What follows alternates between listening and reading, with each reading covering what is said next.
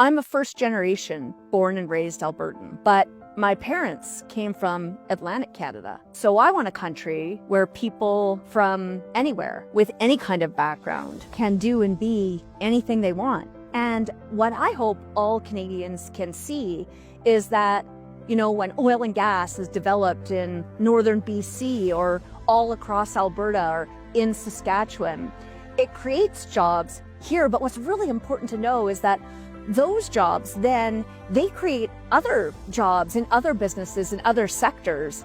And we really have such an extraordinary country. It says it on their license plates, but it really is true. Beautiful British Columbia, from the coasts to the mountains. And I want to recognize and thank all the forestry workers throughout British Columbia that give the entire country the products to build our nation. The north, Nunavut, Yukon, the Northwest Territories, geography and geology that's almost unimaginable, and people of a pioneering spirit who are resilient and self-sufficient and self-determining. Saskatchewan is a province that's really like a small town, isn't it? Everybody knows everyone else, and they work together as farmers and miners, helping fuel and feed all of Canada. All Canadians really should care about Manitoba because it's the center of our whole country. Manitoba is full of farmers and miners, entrepreneurs, and hardworking Indigenous leaders and communities. And how cool is it that you can take the train from Winnipeg to Churchill and see polar bears in their natural habitat?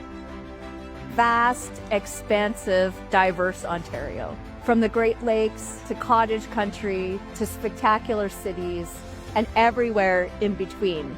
And the amazing, diverse people of Toronto and all their different cultures. The beautiful province of Quebec. The food, the music, and the cities. The cities in Quebec are modern, and they're full of artistic, inventive, creative people pushing all kinds of envelopes. But at the exact same time, they're cities of heritage and historical importance. Who can forget when Newfoundlanders showed their trademark giving, caring hospitality and provided refuge to American neighbors and others when the World Trade Center was attacked? Nova Scotia, home to the oldest and best education institutions in Canada. Halifax, really known rightly as home to Canada's Navy. New Brunswick, Canada's only officially bilingual province, home to the longest covered bridge in the world and also the most delicious covered bridge potato chips.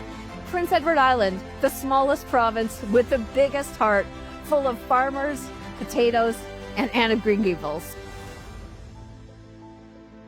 And my home province of Alberta. Our provincial motto is strong and free, just like Canada should be. Albertans fuel and feed the country and the world, and nation-building pipelines can be lifelines for all of us.